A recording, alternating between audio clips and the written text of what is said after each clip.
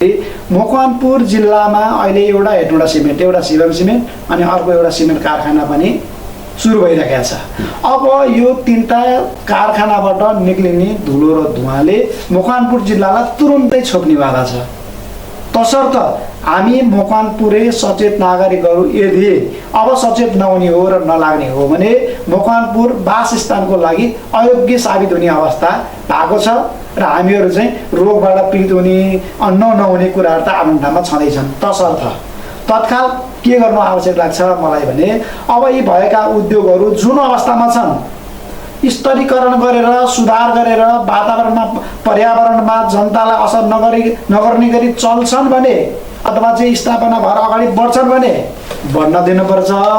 होइन भने जुन अवस्थामा छन् त्यही अवस्थामा रोक्नुपर्छ र यिनीहरूलाई सिफ्ट गर्ने ठाउँ भनेको अथवा यस्ता पर्यावरणमा प्रत्यक्ष असर गर्ने उद्योगहरू पनि भनेको चाहिँ सुकौरा जान सकिन्छ, बुढीचौर जान सकिन्छ, हाम्रो भारता जान सकिन्छ अथवा चाहिँ यस्ता यी सहरबाट टाढा कम जनघनत्व भएको ठाउँमा चाहिँ यी उद्योगहरूलाई चाहिँ लिएर गएर राख्नुपर्ने अवस्था मैले देखेको छु र मकवानपुरको सभामा अथवा विशेष गरी हेटौँडा नगरपालिकामा रहने हामी सचेत मानिसहरूले यो गर्नुपर्ने एउटा काम छ।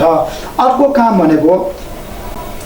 अब अहिलेको ट्रेन्ड कस्तो आइरहेको छ भनेर भन्दाखेरि जहाँ उद्योगहरू सञ्चालन हुन्छन्, जहाँका मान्छेहरू प्रभावित हुन्छन् उनीहरूलाई नाफामूलक उद्योगहरू सञ्चालन भएपछि त्यसको सेयर बिक्री गरेर चाहिँ उनीहरूले पनि केही प्राप्त गरून् भन्ने उद्देश्यले चाहिँ कामहरू भइरहेको देखिन्छ। तर मकवानपुरमा भएका सिमेन्ट उद्योगहरू अथवा चाहिँ सिममले नाफै गरेको छ, हेटौँडा सिमेन्टलाई पनि राम्रोसँग नाफै हुन्छ तर यहाँका जनताहरूले केही पाइरहेको अवस्था छैन भनेपछि यी नाफामूलक उद्योगबाट चाहिँ यहाँ प्रभावित क्षेत्रका हामी हेटौँडाका मान्छेहरूले अथवा ढुङ्गा खाने भएका बाटोका त्यो प्रभावित मान्छेहरूले किन केही सेयर नपाउने, किन हामीहरूले सेयर लिन नपाउने अथवा चाहिँ सेयर लिने समयमा हामीहरूले किन कुरो नउठाउने, तसर्थ यो कुरो पनि हामीहरूले उठाउनु पर्छ भन्ने मलाई लाग्छ। अर्को कुरो जताततै जलविद्युत उद्योगहरू चाहिँ खोलिरहेका छन् अनि खोलेका ठाउँका प्रभावित मान्छेहरूलाई चाहिँ यति सेयर बाँडियो भनेर हामीहरू दिनका दिन पत्र पत्रिकाले पढिरहेका छौँ। तर मकवानपुरमा कुलेखानी पहिलो बन्यो, दोस्रो बन्यो, तेस्रो अब झन्डै झन्डै पुरा हुँदैछ तर हामीहरू प्रभावित क्षेत्रका मान्छेहरूलाई खोइ के दियो, कहाँनिरबाट सेयर दियो? के हामी सधैँ चुप लाएर भने हामीहरूले पनि हामी प्रभावित क्षेत्रका मान्छेहरू हौँ, हामीहरूको जिल्लामा बनिरहेको छ, हामीहरूलाई पनि सेयर ल्याऊ भनेर हामीहरू किन नउठाउने भन्दाखेरि अब नागरिक समाजको तर्फबाट यी कुराहरूलाई चाहिँ हामीहरूले उठाउनु पर्ने आवश्यक छ र यसलाई नउठाइकन चाहिँ हुँदै हुँदैन र यो जनतालाई प्रत्यक्ष प्रभावित हुने हामी अन्त पनि पाउने तर मकवानपुरमा नपाउने गरी चाहिँ जसरी समस्या भइरहेको छ यो चाहिँ लिने गरी चाहिँ हामीहरू अगाडि बढ्नुपर्छ र सबैले आफ्नो ठाउँबाट चाहिँ पहल गर्नुपर्ने आवश्यकता छ। मकवानपुर जिल्लामा नापी भएर पनि पूर्जा नपाएका जुन आम मानिसहरू छन् उनीहरूलाई पूर्जा दिनुपर्ने आवश्यकता छ। किन भन्दाखेरि मान्छेहरूले जग्गा कमाइरहेका छन्, आफ्नो नाममा नापी पनि भएको छ भने चाहिँ अब यसमा विवाद गर्नुपर्ने कुनै पनि कुरो छैन। तर समस्या के भइदियो भने राज्यले बेला बेला सुकुम्बासी समस्या समाधान आयोग गठन पनि गर्यो तर कसैले यहाँका सरकारवाला मान्छेहरूले अथवा पार्टीहरूले वास्ता गरेन। र यसम्म एउटा कानुनको विद्यार्थी पनि भएको अनि यो लेखापढीसँग सम्बन्धित नेपाल लेखापढी कानुन एसोसिएसनको संस्थापक केन्द्रीय सदस्य महासचिव पनि भएको कारणले गर्दाखेरि मलाई यो प्रोसेससँग सम्बन्धित अथवा जग्गासँग सम्बन्धित यसका प्रोसेस कस्ता हुन्छन्, दर्ता गर्ने प्रोसेस के हुन्छन् भन्ने बारेमा पूर्ण ज्ञातामा भएको कारणले गर्दाखेरि यदि राज्यले 4 महिना जिम्मा दिन्छ भने कहीँबाट कुनै विवाद नआउने गरी आम त्यो पूर्जा लिन बाँकी सबै नागरिकहरूलाई पूर्जा उपलब्ध गर्न सकिन्छ। यस्तो सामान्य कुरामा पनि जसरी अहिले मकवानपुरीहरू पीडित भएर बसेका छन् वास्तवमा यस्तो सवालमा पनि हामीहरूले चाहिँ कुरो उठाउनु पर्ने आवश्यकता छ। र अर्कोतर्फ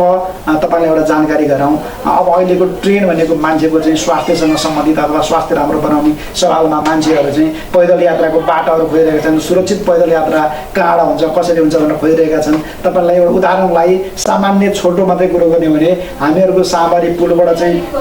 गढीको मनकामना मन्दिरसम्म गएर खाजा खाने, त्यहाँबाट मकवानपुर गढीमा गएर चाहिँ खाना खाने, त्यहाँबाट गुम्बा डाँडामा पुग्ने अनि त्यहाँबाट गाडी चढेर चाहिँ तालढुङ्गा पुग्ने, तालढुङ्गाबाट चाहिँ डुङ्गा चढेर चन्द्रन्यापुर पुग्ने र पुनः फर्केर चाहिँ हेटौँडा आएर बास बस्ने खालका कुराहरू पनि हामीहरू गर्न सक्थ्यौँ। अब ठाउँ ठाउँमा चाहिँ पैदल मार्गमा चाहिँ 4-5 जनाको चाहिँ प्रहरी बिट राखिदिने यस्ता खालका विकासहरू गर्न सक्यो भने पनि राम्रो हुने अवस्था छ भने पृथ्वीनारायण शाहको ससुराली अथवा चाहिँ मकवानपुर गढी जुन चाहिँ पूर्ण ऐतिहासिक रूपमा पनि महत्त्वपूर्ण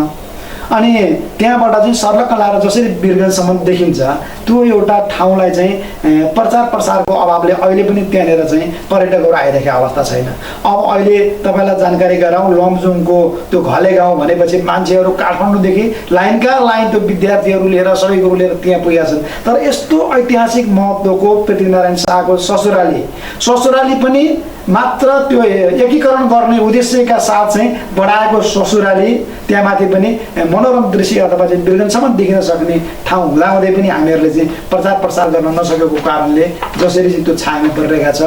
यसलाई पनि उठाउनु पर्ने आवश्यकता छ भने मकवानपुरको चाहिँ सबैभन्दा होचो ठाउँ रहेको चाहिँ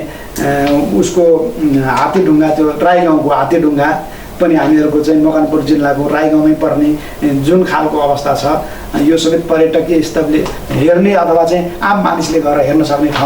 ठाउँको रूपमा यो ठाउँ पनि रहेको हुँदाखेरि यस्ता धेरै विविधताले भरिपूर्ण हुँदाहुँदै पनि मकवानपुर जिल्ला जसरी पछाडि परिरहेको छ र आम मान्छेहरूको ध्यान गइरहेको अवस्था छैन।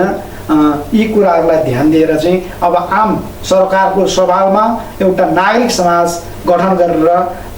सबै पार्टीहरूलाई एक ठाउँमा राखेर चाहिँ दबाब सिर्जना गर्नुपर्ने आवश्यकता पनि छ।